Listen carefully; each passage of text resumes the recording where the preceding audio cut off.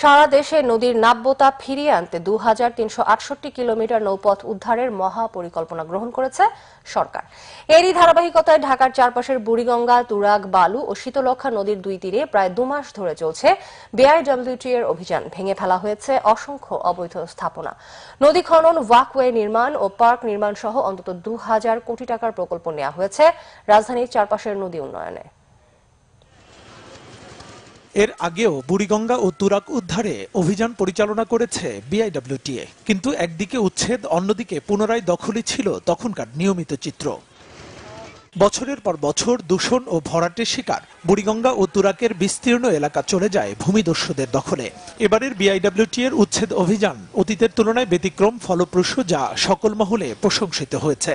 একদিকে যেমন উচ্ছেদ চলছে, অন্যদিকে পুনর্দখল ঠেকাতে নিয়মিত তদারকিও করছে সংস্থাটি। তাই এবার পুনরায় দখলের সুযোগ পাচ্ছে না দখলদাররা। এবার কিন্তু আমরা একটা চিরুনি অভিযানের মতোই কোনো কিছুই ফেলে যাচ্ছি না। তো সেহেতু এবার কিন্তু পুনর্দখলের কোনো সুযোগ নেই, কারণ এবার কিন্তু আমরা এই এক্সকেভেশন শুরু করেছি।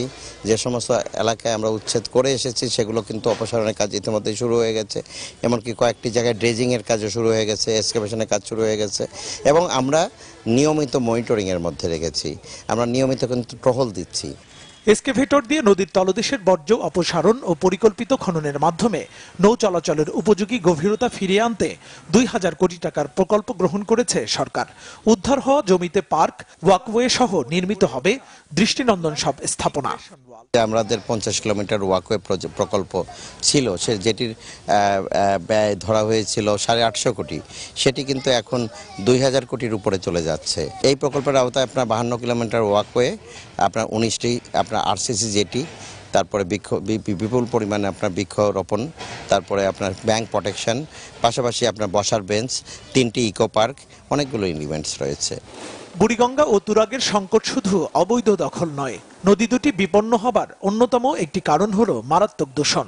তাই দূষণ রোধে কার্যকর পদক্ষেপের কথা জানান কর্মকর্তারা। ঢাকার চারপাশের নদীগুলো উদ্ধারে ২ মাসব্যাপী অভিযান পরিচালনা করছে বিআইডব্লিউটিএ। তাদের অভিযানে এমন প্রায় ৫ শতাধিক অবৈধ স্থাপনা গুড়িয়ে দিয়েছে তারা। শুধু উচ্ছেদ অভিযান নয়, যথাযথ পরিকল্পনা করে নদী খনন এবং ওয়াকওয়ে নির্মাণ সহ অন্যান্য পরিকল্পনা বাস্তবায়ন করা না গেলে এসব জমি আবারও দখল হয়ে যেতে পারে বলে মনে করছে সাধারণ মানুষ।